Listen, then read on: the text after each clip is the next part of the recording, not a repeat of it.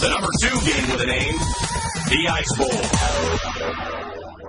Whenever you're talking about the 1960s, Lambeau Field, the frozen tundra, John Facenda, it's going to be magical.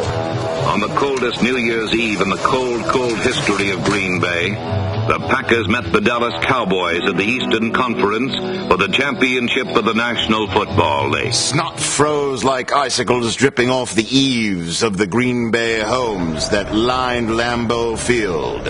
I am cold just talking about the Ice Bowl. The deepest circle of Dante's Inferno doesn't burn, it's frozen. I remember the morning of that game getting a wake-up call, and the lady said, "Good morning, Mr. Sable. The sun is out. It's 16 degrees below zero. Have a nice day." You think about the Ice Bowl, you're just glad that you were never there. The conditions in our number 2 game were inhuman. My feet were numb, and then the next day after the game, my toes did blister up a bit. I had 6 toes that had frostbite. Weather conditions are worsening by the minute. I can remember the burning sensation that I had in my throat from breathing that cold air. The Dallas Cowboys appear to be in big trouble.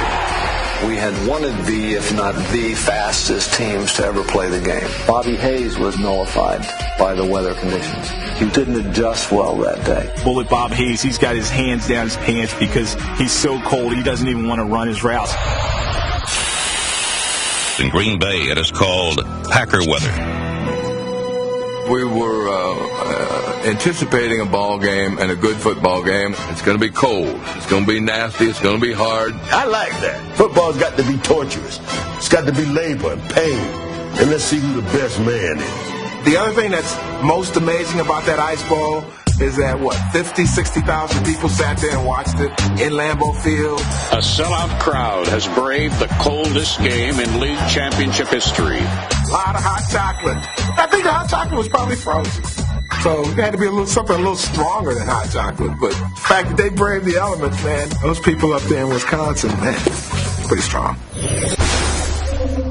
There are a lot of really cold games, but there's a reason the Ice Bowl has a place on our list. When you talk about games with names, that's probably the first one that comes to mind for everybody. It had to be the Ice Bowl. Now, there were colder games. 1981 AFC Championship game, minus 59 below zero. That was colder, but you know what? It wasn't Lambeau Field. It was Riverfront Stadium. It wasn't the Green Bay Packers. It was the Cincinnati Bengals. Whole different scenario. I think the Ice Bowl is remembered because of how it played into the mystique of the Green Bay Packers. Their season is on the line. Their championship is on the line. And in a very real sense, their legacy is on the line. They were going for a 3rd consecutive title, which had only been done one other time. So Vince Lombardi had been playing this game as an important historical event. That final drive that Green Bay puts together, in the scope of football history, becomes the definition of the Lombardi Packers.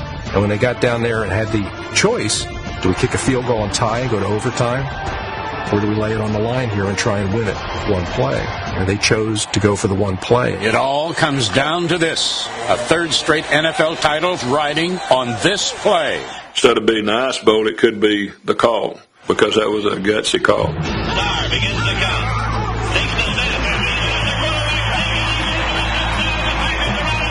What an amazing game. I mean, you talk about the greatest game ever played. That was the greatest game ever played. We've never taken it down to the wire like this for an NFL championship. For it to come down to the finish the way it did and to be played under such brutal conditions was, pretty amazing.